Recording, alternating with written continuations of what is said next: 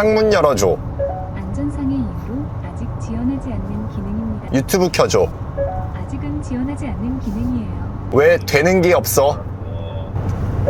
제가 실수를 했다면 너그럽게 봐주세요.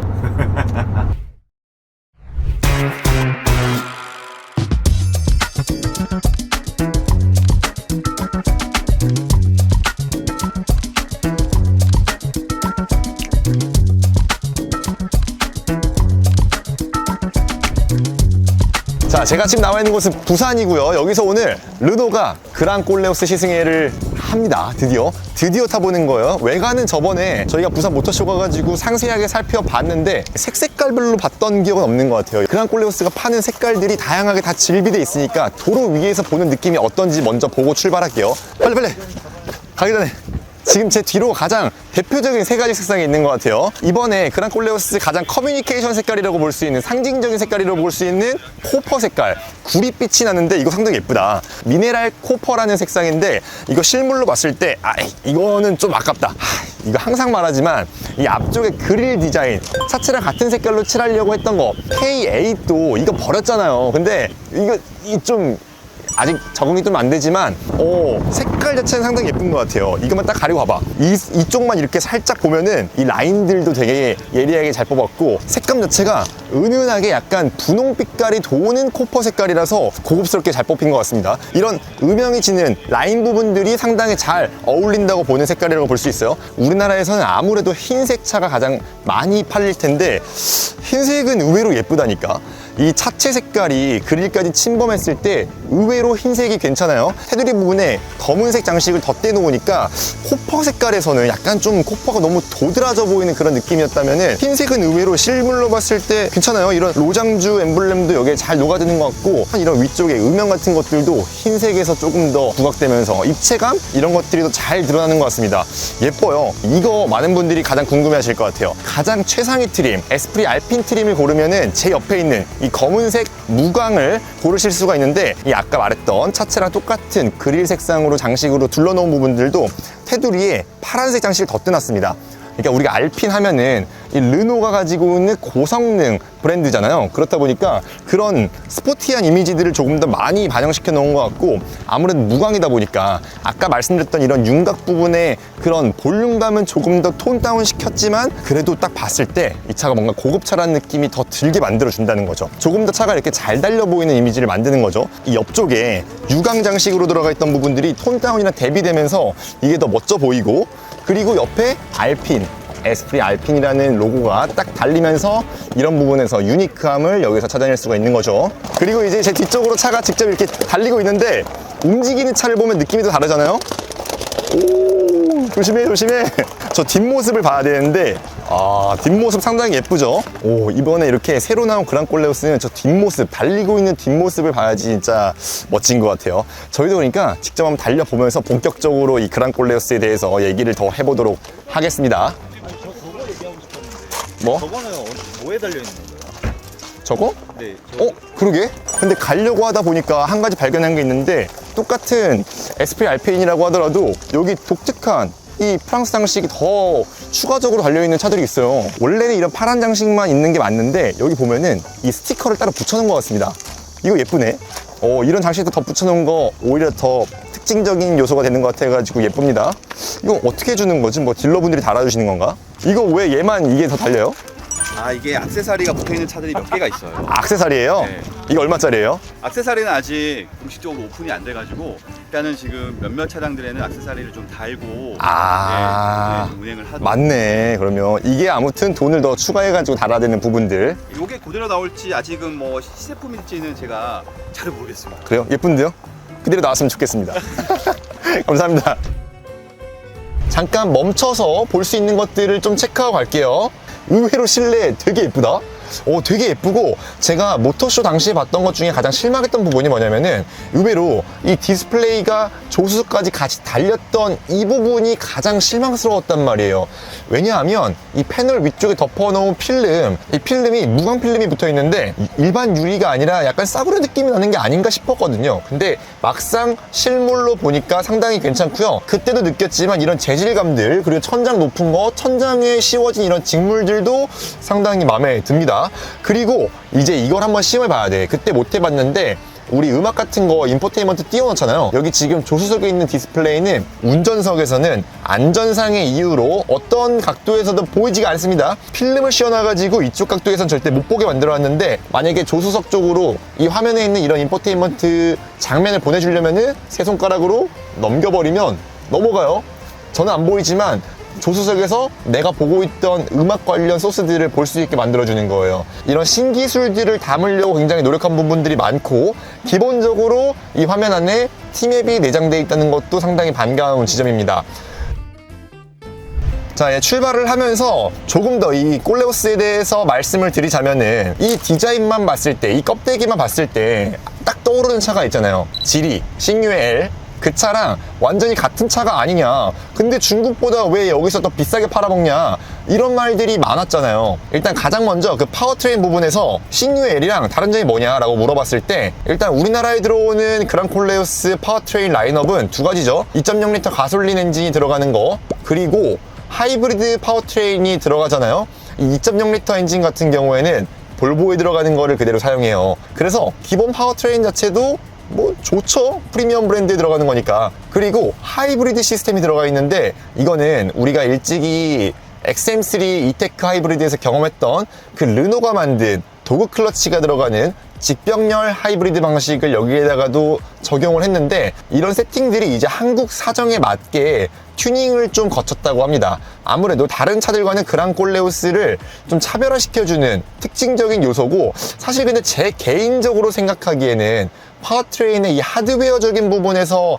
차별점이 없기 때문에 크게 다른 점이라고 보기는 힘들다고 생각을 했어요. 근데 결정적으로 제가 이 라이드 핸들링 부분에서 엔지니어분한테 여쭤봤을 때는, 아, 이거는 확실히 다르구나라고 느꼈던 게, 여기 하체 구성 같은 것들에 대해서는 싱유의 L과 확실히 차별화된다. 아예 부품을 다른 거 쓴다. 세팅도 다르게 했다. 라고 말씀을 하시더라고요. 어쩔 수 없이 그룹사가 사용하는 많은 하드웨어적인 부분들은 공유했지만, 결정적으로 한국 세팅에 맞춘 부분은 이 승차감 측면에서 찾을 수 있을 것 같다는 힌트를 얻었어요. 지금 제가 타고 있는 차 같은 경우에는 그랑콜레오스 이테크 하이브리드라고 부르는 그 시스템인데, 이게 사실 XM3 이테크 하이브리드, 지금은 아르카나 이테크 하이브리드죠.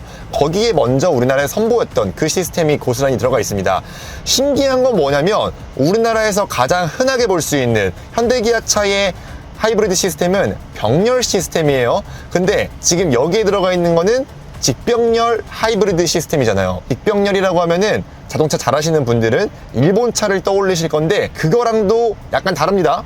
어떤 점이 다르냐면은, 여기에는 유선기어가 들어가 있는 게 아니고 진짜 변속기가 3단이 들어가 있어요. 그리고 그 내연기관 계통, 엔진 계통과 전기모터 계통을 이었다가 떨어뜨렸다 해주는 도그 클러치가 있습니다. 이게 가장 큰 구조적인 차이점이고, 다른 부분들은 일본의 직병렬 방식 하이브리드 시스템과 많은 부분 상당히 비슷해요. 그래서 모터가 아주 강력한 게 붙어 있어요. 두 개나.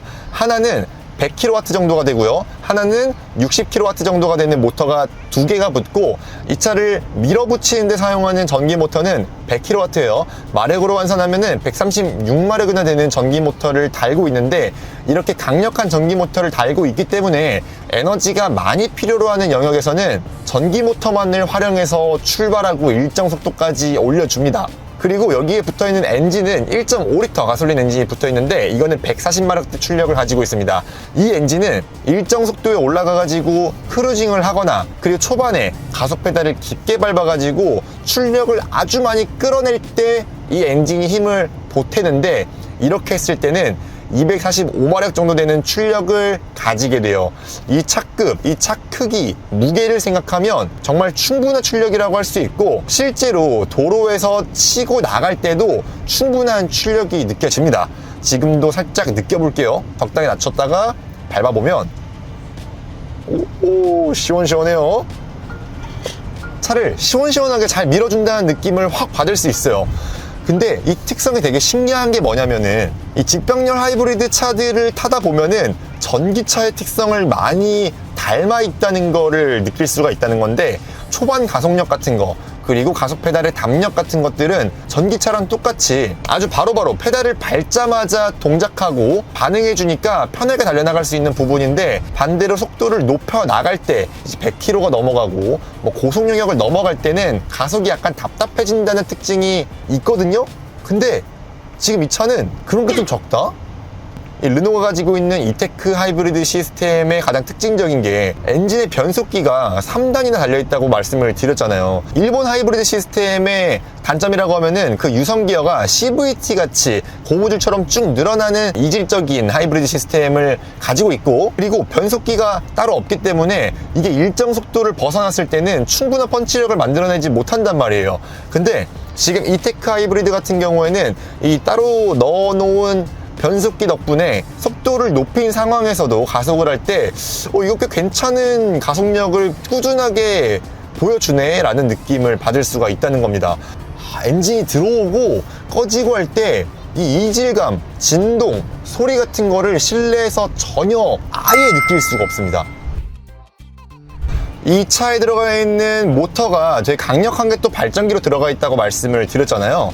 그래서 회생제동도 굉장히 적극적으로 활용할 수가 있습니다. 뭐 아쉽게도 여기에 지금 패들 시프트라던가 다른 것들이 있지는 않아요. 회생제동을 조절하는 방법은 여기 있는 기어 레버를 활용하면 됩니다.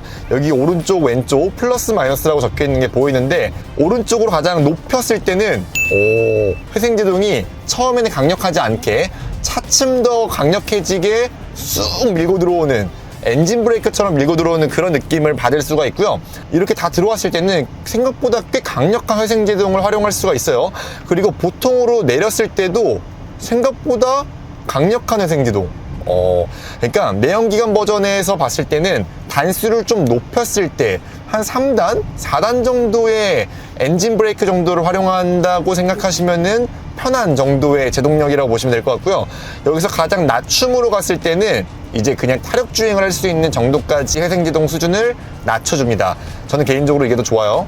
이렇게 했을 때 파워트레인의 매끈한 능력이 가장 극에 달하는 것 같거든요. 그리고 이렇게 파워트레인의 엔진과 모터가 개입하는 시점들에 이질감이 전혀 느껴지지 않는 게 이 차의 큰 장점이다 보니까 MVH 성능 측면에서도 장점을 굉장히 많이 가지고 있습니다. 예를 들어가지고 제가 최근에 탔던 차 중에 지금 그랑콜레오스만큼 조용한 차는 없었던 것 같아요. 옆에 차 이렇게 꽤 높은 속도로 같이 달리고 있을 때 하나도 안 들려, 하나도. 보통은 이럴 때 옆에 차가 노면을 긁는 소리, 타이어와 노면이 마찰하는 소리가 이 옆차한테 꽤 많이 들이치거든요? 방금 근데 하나도 안 들렸어요. 이거 이중접합 차비를 썼나? 썼고요. 이런 것들, 그러니까 방음 측면에서 신경을 많이 썼다는 게 느껴지고, 지금은 옆에서 트럭 지나간다? 이거 보세요. 엄청 달리시네. 이런 소음이 트럭이 되게 많이 들어오게 마련인데 방금 진짜 안 들어왔지? 이 차 지금 무엇보다 방음 대책에서 잘했다고 생각하는 부분은 A필러 쪽에서 들어오는 거 하나도 없고, 엔진에서 들어오는 소음도 하나도 느껴지지 않습니다. 진짜 거의 없어요. 그리고 무엇보다 잘한 거는 노면 소음을 진짜 많이 잘 억제해놨다고 느껴지는데, 이 노면 소음 진짜 바뀌는데 안 느껴진다니까요. 야, 이거 되게 잘했다. 이 차의 목적 자체가 가족들이 같이 편하게 타는 차잖아요. 그런 측면에서 이렇게 조용한 실내를 만들어 놨다는 거는 상당히 좋은 점이에요. 만약에 우리 자식들이 삐져가지고 뒤쪽에서 막 꾸무룩꾸무룩 이렇게 얘기한단 말이야. 그러면 그거를 부모가 알아채야 될 때가 있는데, 그럴 때도 알아채기 쉽다는 거지. 그리고 이 하체 감각을 말씀드리면은 그런 편안함들이 하체 감각에서도 잘 이어지고 있습니다. 다른 리뷰들 보시면 아시겠지만 이 차의 하체 되게 나긋하다고 설명하시는 분들이 많을 거예요. 부드럽다고 말하시는 분들 많을 거야. 근데 잘 느껴봐야 돼. 이 차는 기본적으로 단단한 승차감을 추구한단 말이에요. 유럽 차들이 의뢰 가지고 있는 그 최소한의 안전 기준, 안전 마진을 지키기 위해서 어느 정도의 단단함을 기본으로 깔고 갑니다. 도로의 굴곡 같은 거 느껴보면은 차체가 노면을 잘 읽고 있어요. 운전자한테 필요한 피드백을 적당히 잘 전달해 주거든요.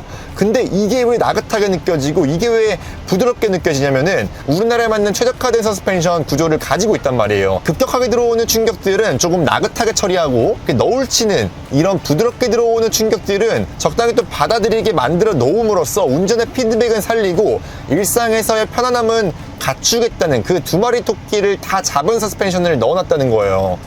그게 실제로 되게 잘 느껴져요. 얼마 전에 뭐 EV3 같은 것도 타봤고, 가장 최근에는 캐스퍼 일렉트릭도 타보고 여러 가지를 타봤잖아요. 요즘에 서스펜션 기술이 예전 차들에 비해서 확실히 한 단계 더 올라왔다는 것을 느끼는 순간들입니다. 근데 여러분, 문제점은 여기서부터 시작해요. 이게 지금 어떤 점들이 이 차에 결여되어 있냐면은 정말 좋은 와중에 르노의 색깔이 없어요. 우리가 예전에 QM6나 아니면은 SM6 같은 차들을 탈 때는 프랑스 차의 감성, 주행하면서의 즐거움들이 느껴졌단 말이에요. 그러니까 쫀득한 승차감들이 베이스로 되고 운전을 할 때 자연스러운 환경 속에서 재밌는 드라이빙을 추구할 수 있는 것들이 이 차에 깃들어 있었는데, 그 르노가 추구하는 프랑스적 운전 재미가 완전히 결여되어 있습니다. 그냥 정말 객관적으로 좋은 차예요. 근데 객관적으로 즐거운 차는 아니라는 게 지금 이 차의 감각이거든요. 이런 점들은 이제 차의 기본기에서 비롯하거든요. 차의 무게중심이나 주행의 밸런스 같은 것들을 여기서 말씀드리고 싶다는 건데, 이렇게 달리고 있는 와중에 차선 변경만 조금 급하게 해봐도 느낄 수 있는 이런 점들인데, 차의 앞뒤가 조금은 느리게 따라붙는 그런 느낌들이 듭니다. 충분히 차체의 거동을 잘 받들어줄 수 있을 만큼의 서스펜션의 단단함을 잘 갖추고 있고, 충분한 안정감을 가지고 있지만 기본기가 조금은 예전보다 못하다고 느껴지는 부분들이 이런 점들이에요. 지금도 코너를, 깊은 코너를 이렇게 좀 빠른 속도로 더 달려나가고 있는데, 이럴 때 한번 쓱 바꾸면 뭔가 무게중심이 한번 흐트러진 게 빨리 회복이 안 돼요. 이런 점들은 무게중심에서 이 문제점들을 찾을 수가 있는데, 예전에 QM6 타시는 분들은 아시겠지만 차체가 되게 단단한 와중에 이 무게중심이 엉덩이 아래, 약간 아래에서 살포시 느껴지는 그런 것들이 느껴졌거든요. 조금 격한 주행을 하더라도 꽤 차체를 잘 받아들여준다, 그런 생각들이 들었을 거예요.